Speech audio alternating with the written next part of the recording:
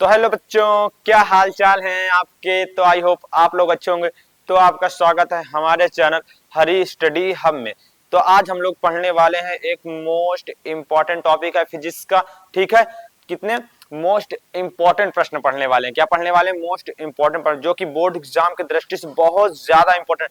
इसके अलावा कोई पूछा ही नहीं जाएगा, ये हमारी गारंटी रखिए। जब हमारा एक्सपीरियंस करा, देखो हम वही प्रश्न इसमें रखें जो बहुत ज्यादा इंपॉर्टेंट है, जो हर बार कहीं ना कहीं किसी न किसी सेट में पूछा जाता है, वही प्रश्न इस वीडियो में रखे हुए हैं। ठीक है, यदि आप लोगों ने ये पूरी वीडियो देख लिया तो यकीन मानिए कि इसके बाद आपको कोई वीडियो देखने की जरूरत नहीं पड़ेगी। बस ये वीडियो देख लीजिए सारे, उसके बाद आपको फिजिक्स के क्वेश्चन की टेंशन लेने की जरूरत ही नहीं है। बस आप लोग बस देखिए ये वीडियो, तो फिर देखिए बताइए। ठीक है, लेकिन हम आपको एक बात और बता दें कि हम लोगों ने इससे पहले फिजिक्स के एक मोस्ट इंपॉर्टेंट बहुत से केमिस्ट्री के, बायो के वीडियो देख चुके हैं। यदि आप लोगों ने नहीं देखा है तो इस वीडियो के डिस्क्रिप्शन बॉक्स में वीडियो का लिंक लगा हुआ है, आप लोग जाके देख लीजिए। ठीक है, तो चलो हम लोग बिना देरी करते हुए आगे की क्लास तो आपको बताते हैं। तो क्या कह रहा है, पहला प्रश्न हमारा कह रहा है कूलाम विद्युत बल का संबंधित कूलाम का नियम को समझाइए। हमें मतलब विद्युत बल के, ठीक है, संबंधित से कूलाम का नियम को समझाना है। तो पहला प्रश्न हमारा का आंसर देखिए, क्या कह रहा है, इस नियम के अनुसार, क्या कह रहा है, इस नियम के अनुसार दो बिंदु आवेशों के बीच लगने वाला बल, क्या कह रहा है, दो आवेशों के बीच लगने वाले बल, मतलब एक Q1 एक Q2 कोई आवेश है, उनके बीच लगने वाले बल उनके गुणनफल के क्या होता है, अनुक्रमानुपाती होता है। मतलब देखो ये उनका बल के अनुक्रमानुपाती, उनके गुणनफल, मतलब ये इंटू लगा है ना, ठीक, इनके बीच में, तो उनके गुणनफल के अनुक्रमानुपाती होता है उनके बलों के।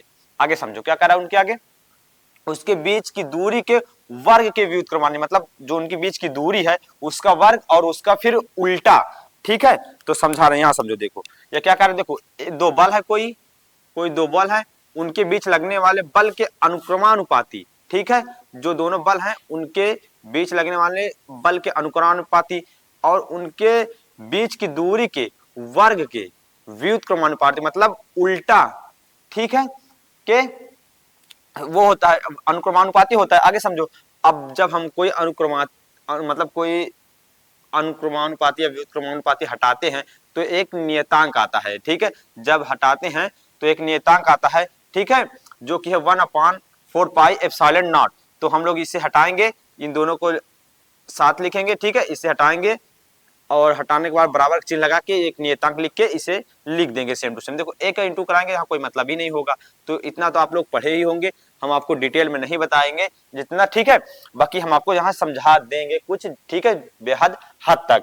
ठीक है, तो ये आप लोग इसका स्क्रीनशॉट रखिए, ठीक है, या फिर वीडियो का रोक कर इसे आप लोग अपनी नोटबुक में रखिए। इसे बिल्कुल 100% तैयार करके चलिए, बिल्कुल 100% तैयार कर चलिए। इसके अलावा कुछ नहीं पूछा जाएगा, ये हर वर्ष पूछा ही जाता है किसी न किसी सेट में, हमारा यकीन मानिए।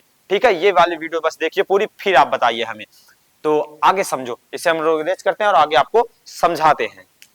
तो दूसरा नंबर प्रश्न हमारा क्या कह रहा है उसे देखो। दूसरा नंबर हमारा प्रश्न कह रहा है विद्युत फ्लक्स की परिभाषा तथा मात्रक बताइए। हमें क्या बताना है, विद्युत फ्लक्स और मात्रक। तो इसे बिल्कुल ध्यान से देखिए आप लोग, क्या कह रहा है, देखो आप लोगों को जो, यदि आप लोग तक अभी तक कुछ भी नहीं पढ़ा, मतलब आपने कुछ पढ़ा ही नहीं, तो ये वाला बस फिजिक्स का देख लीजिए वीडियो। इसके बाद आपको कोई भी फिजिक्स में टेंशन लेने की जरूरत ही नहीं है, बस आप लोग हमारा यकीन करिए बस।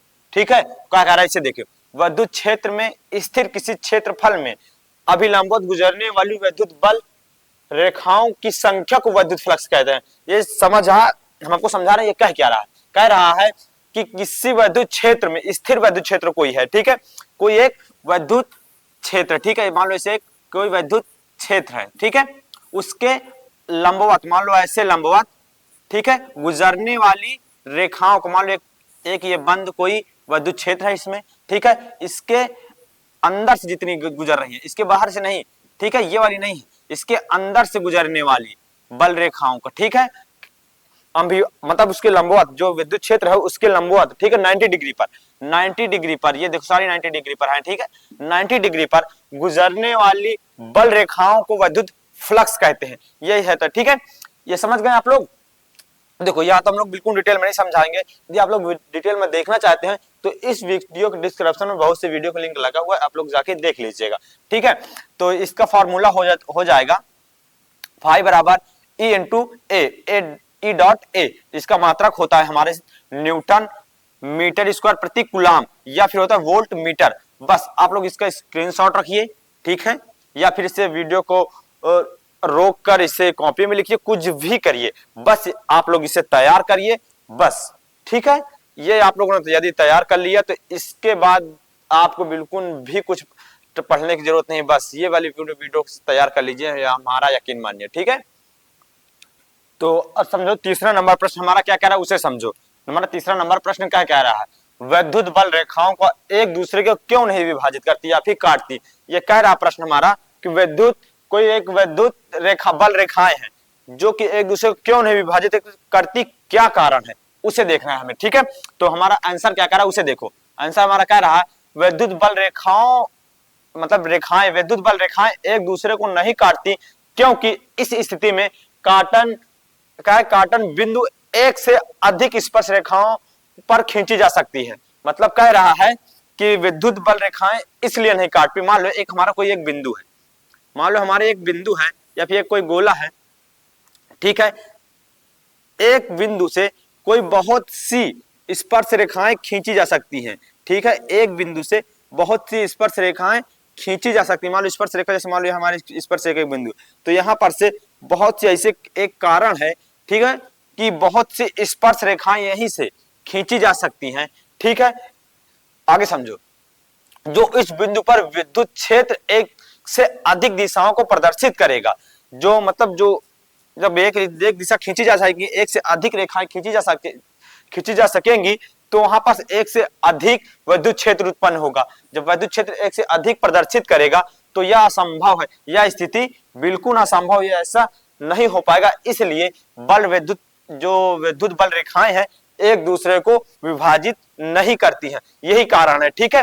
तो ये वाला प्रश्न थोड़ा सा मतलब पहली बार सुने होंगे आपको, तो या फिर आप लोगों ने, आपके टीचर ने नहीं पढ़ाया होगा तो आप लोग बहुत अजीब लग रहा होगा, ठीक है। लेकिन कोई बात नहीं है, ये प्रश्न उतना ज्यादा इंपॉर्टेंट नहीं है जितना इसके आगे वाला प्रश्न इंपॉर्टेंट है, ये वाला याद रखिएगा, ठीक है। ये तो उतना इंपॉर्टेंट नहीं है लेकिन इसके आगे वाला बहुत ज्यादा इंपॉर्टेंट है, ये है बात को यकीन मानिए बिल्कुल, ठीक है। इसे हम लोग रेज करते हैं और इसके आगे वाला प्रश्न हम आपको बताते हैं, ठीक है। अब आगे के प्रश्न देखो, चौथा नंबर क्या कह रहा है उसे देखो। एक इलेक्ट्रॉन तथा प्रोटॉन एक समान विद्युत क्षेत्र में रखे हैं तो किसका त्वरण अधिक होगा। मतलब प्रश्न हमारा कह रहा है कोई एक विद्युत क्षेत्र है जिसमें इलेक्ट्रॉन रखे और प्रोटॉन रखे हुए हैं, ठीक है। वो क्या कह रहा है इसे समझो, एक इमेज से हम आपको समझाते हैं। मान लो कोई विद्युत क्षेत्र है, ठीक है, एक विद्युत क्षेत्र है जिसमें इलेक्ट्रॉन और प्रोटॉन रखे हुए हैं, ठीक है। एक इलेक्ट्रॉन यहां रखा हुआ है और प्रोटॉन रखा हुआ है, ठीक है, प्रोटॉन रखा हुआ है, मतलब इलेक्ट्रॉन और प्रोटॉन रखा हुआ है। अब कह रहा किसका त्वरण ज्यादा होगा, ठीक है। ये क्या कारण होगा कि किसका त्वरण ज्यादा होगा, और ज्यादा होगा तो क्यों होगा, आज हम लोग इसे समझेंगे, ठीक है। ये देखो क्या कह रहा है, तो यहां देखो हमारा प्रश्न का आंसर क्या कह रहा है, इलेक्ट्रॉन का त्वरण अधिक होगा क्योंकि प्रोटॉन की अपेक्षा इलेक्ट्रॉन का द्रव्यमान कम होता है, यही कारण होता है। देखो इलेक्ट्रॉन का द्रव्यमान कम होगा, इस कारण से उसका त्वरण अधिक होगा, ठीक है। ये आप लोग याद रखिएगा। आगे देखो प्रश्न, ये तो देखो बिल्कुल छोटा 2 नंबर है, 1 नंबर में प्रश्न पूछने वाला है, ठीक है। तो इसे आप लोग देख लिए हैं, समझ गए हैं। आगे समझो 5वां नंबर हमारा क्या कह रहा है उसे देखो, जो कि बहुत ज्यादा इंपॉर्टेंट है, ठीक है। ये हर वर्ष पूछा जाता है, ये याद रखिएगा। क्या कह रहा है प्रश्न हमारा उसे समझो। प्रश्न हमारा कह रहा है वैद्युत विभव की परिभाषा दीजिए और उसका मात्रक भी बताइए, ठीक है, मात्रक सहित हमें बताना है। तो वैद्युत विभव की परिभाषा क्या है उसे समझो। क्या कह रहा है, वैद्युत क्षेत्र में किसी बिंदु पर वैद्युत विभव V, ठीक है, परीक्षण आवेश Q0, मतलब परीक्षण आवेश को Q0 से प्रदर्शित करते हैं और वैद्युत विभव को V से प्रदर्शित करते हैं, ठीक है, को अंत से उस बिंदु तक लाने में किया गया कार्य W तथा परीक्षण आवेश के अनुपात को वैद्युत विभव कहते हैं। कह रहा है कि मतलब कोई एक वैद्युत क्षेत्र है, ठीक है, इसे समझो। ये क्या कह रहा है, ये पूरी परिभाषा क्या कह रही है उसे समझो, ठीक है। ये मान लो कोई एक वैद्युत क्षेत्र है, ठीक है, एक वैद्युत क्षेत्र में कोई एक बिंदु है, मान लो ये बिंदु है, यहाँ वैद्युत क्षेत्र है, ठीक है। ये आप लोग याद रखिएगा, ये पूरा एक वैद्युत क्षेत्र से है, यहाँ कोई एक बिंदु है, यहाँ कोई एक बिंदु है और कोई परीक्षण आवेश क्यू नॉट अनंत पर है, ठीक है, मतलब बहुत दूर है, ठीक है, ये बहुत दूर है, अनंत पर है, ठीक है। यहां से यहां तक लाने में किया गया कार्य, मतलब यहां से इस बिंदु तक में किया गया कार्य, ठीक है, किया गया क्या, परीक्षण आवेश के अनुपात, मतलब देखो इसका अनुपात और इसका अनुपात क्या होता है, विद्युत विभव होता है, मतलब जहां से कोई आवेश आ रहा है, जो आ रहा है वो, और जितना उसमें कार्य, जितना बल लगा है, ठीक है, जितना कार्य किया गया है, ठीक है, जितना कार्य किया गया है वो उसका अनुपात क्या होता है, विद्युत विभव होता है। ये आप लोग याद रखें। देख क्या कह रहा है, V बराबर W अपान क्यू नॉट, ये इसका फार्मूला होता है। इसका मात्रा क्या है, जूल प्रति कुलाम या वोल्ट मीटर, ठीक है।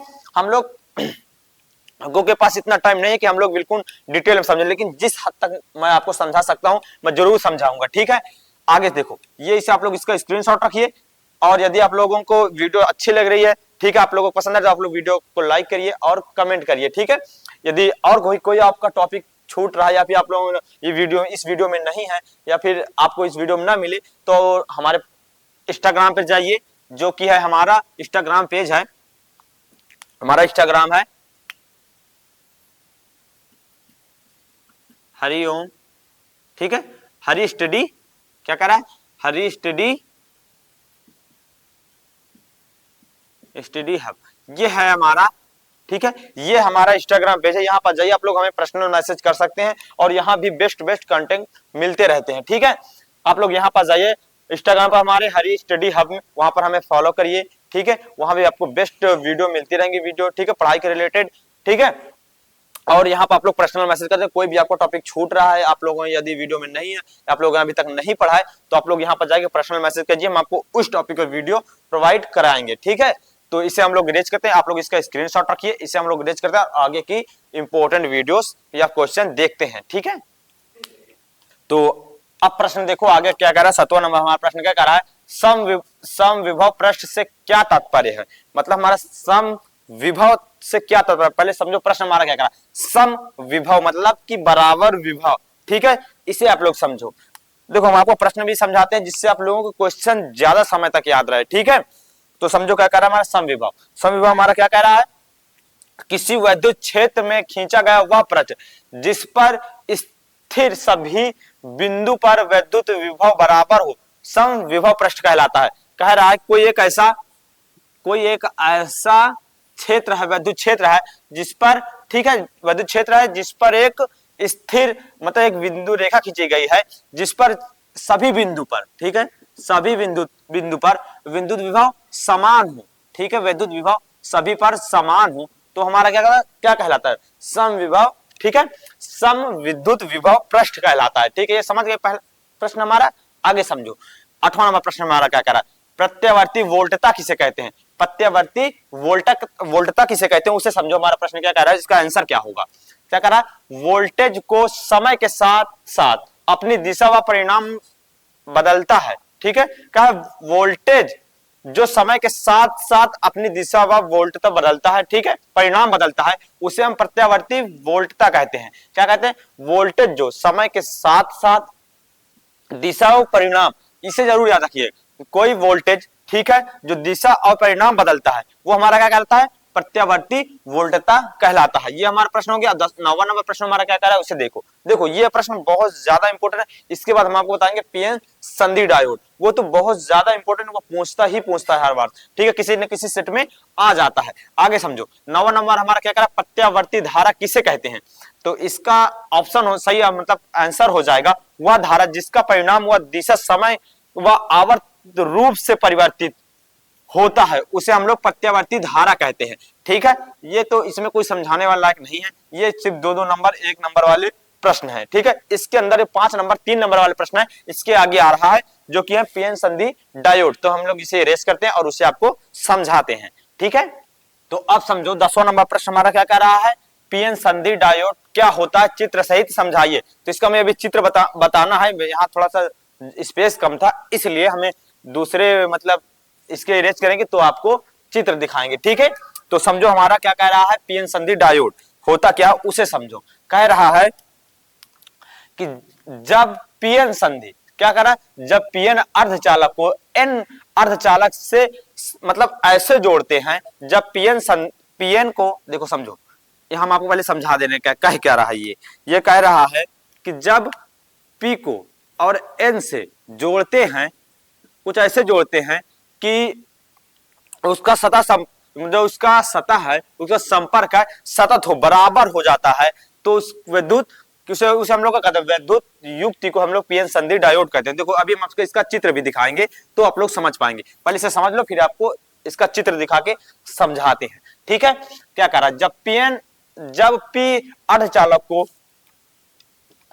एन अर्धचालक से परमाणुवीय कह रहा है, परमाणुवीय, ठीक है, परमाणुवीय स्तर पर क्या कर रहा है, परमाणुवीय स्तर पर इस प्रकार जोड़ा जाता है, ठीक है, जोड़ा जाए कि उसके क्रिस्टल, जो उसके क्रिस्टल हैं, ठीक है, अणु हैं, ठीक है, के संपर्क सतह सतत हो, सतत में प्राप्त हो या फिर सतत हो, तो उस बिंदु पर या फिर उस विद्युत युक्ति को, ठीक है, पीएन संधि डायोड कहते हैं। समझ गए हैं क्या कह रहा है? ठीक है, यदि आप लोग नहीं समझे तो बस जस्ट कुछ सेकंड रुकिए रहिए, अभी हम आपको डायग्राम से समझाते हैं। ठीक है, और इसके नोट दो बिंदु देख लो, वो क्या कह रहा है, पीएन संधि डायोड के निर्माण में पी क्षेत्र के हॉल से एन क्षेत्र तथा एन क्षेत्र के इलेक्ट्रॉन पी क्षेत्र की ओर विस्तृत होते हैं, मतलब फैलते हैं।